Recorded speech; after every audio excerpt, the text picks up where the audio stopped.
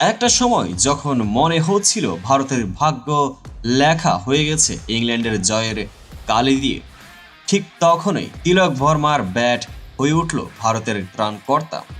4 বল বাকি থাকতে যখন জয়ের আলোটা মাত্র ক্ষীণভাবেই ঝিকমিক করছে, তখন সেই আলোকে সারা চেন্নাইয়ে ছড়িয়ে দিলেন তিলক। এমন ম্যাচ খুব কম দেখা যায়, যেখানে নাটকীয়তার প্রতিটি স্তরে আছে হাসি, কান্না, উত্তেজনা আর শেষমেশ এক অসাধারণ গল্প।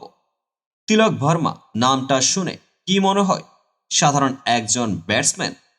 ভুল করবেন না, কারণ আজ এই তিলকের ব্যাট যেন হয়ে উঠেছিল ভারতের জয়ধ্বজা।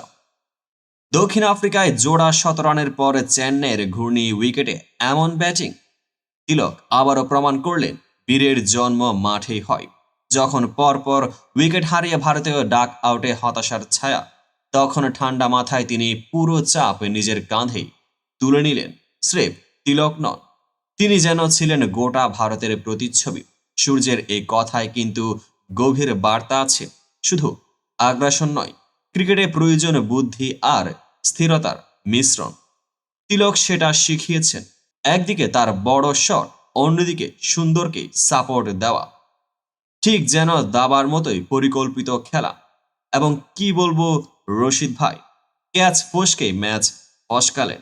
ক্যাচ ছাড়ার পরে ইংল্যান্ডের খেলোয়াড়দের মুখে যে হতাশার ছাপ ছিল, তা যেন বলে দিচ্ছিল আজ আমরা হেরে গেলাম।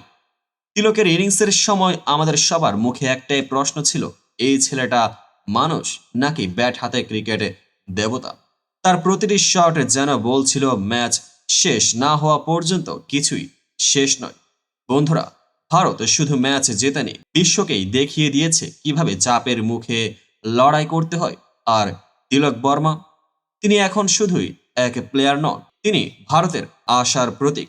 এমন পারফরমেন্স যদি আবার দেখতে চান, তাহলে সাবস্ক্রাইব করুন, লাইক করুন এবং অবশ্যই শেয়ার করুন।